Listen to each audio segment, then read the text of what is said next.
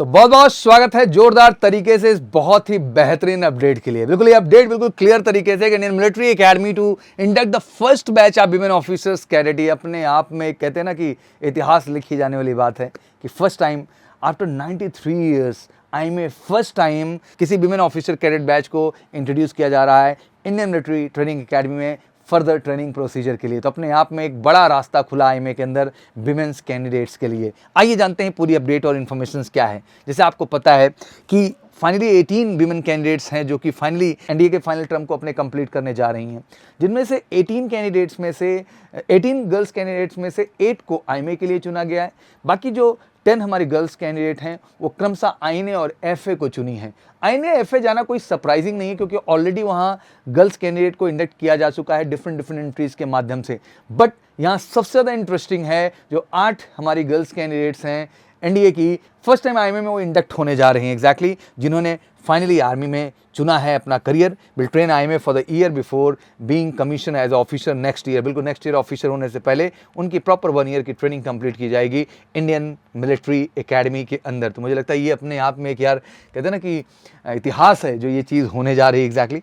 The Indian military academy premises आप देख पा रहे हैं। आई थिंक हर कैंडिडेट का, चाहे बॉयज़ हों चाहे गर्ल्स इस देश के, सबका सपना है इस एकेडमी का हिस्सा होने का। 92-year-old Dehradun based Indian Military Academy, IMA will induct the first batch of women officer cadet in the July 2025। जुलाई 2025 में पहला विमेन बैच जो है इंडक्ट होगा। After the graduate from the National Defence Academy NDA in Khadakwasla, like mean 3 years की training इन बच्चियों ने complete कर लिया है खड़गवासला में, NDA National Defence Academy Khadakwasla में। Open its door to them for the first time 3 years ago following a Supreme Court ruling official aware of the matter set on Monday. तो जैसे आपको पता भी है कि बहुत स्ट्रांगली सुप्रीम कोर्ट ने इस चीज़ को स्ट्रांगली रखा था और तेजी के साथ इसको लागू कराया गया था। उसी के आधार पर इन बच्चियों को अपॉर्चुनिटी मिल रही फाइनली अब आईएमए का भी हिस्सा बनने का। 8 of 18 women cadets who are currently in the 6th and final term of training at NDA have opted to serve the army and will join IMA for the another year of training before they are commissioned as an officer next year. The officials said asking not to be named। जो भी हमारी cadets जा रही हैं उनका नाम यहाँ भी बताने के लिए मना किया गया है। The first batch of women cadets will pass from NDA in May after completing 3 years of training। They had joined the Trice Services Academy in August 2022। इन्होंने 2022 में ये बैच ज्वाइन किया था exactly. NDA currently accounts of 126 women cadets who are in the different stage of training। 126 जो है women candidates training ले रहे हैं एनडीए में, जो कि different semester different stage of training में है।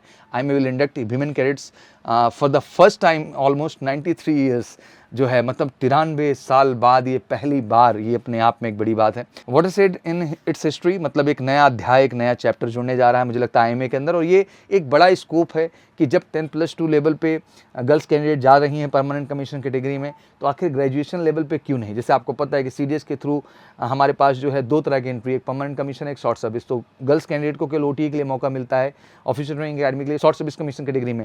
बट पहली we are hoping very positive कि आईएमए जिस तरह से इंडक्ट होने जा रहा है गर्ल्स बैच, जल्दी आपको आईएमए एफए और आईएनए जो सीडीएस की एंट्री उसमें भी गर्ल्स कैंडिडेट को परमानेंट कैटेगरी में इंडक्ट होते हुए आप देखेंगे। तो ये बड़ा ही पॉजिटिव न्यूज़ है जो हमारे अब सामने है।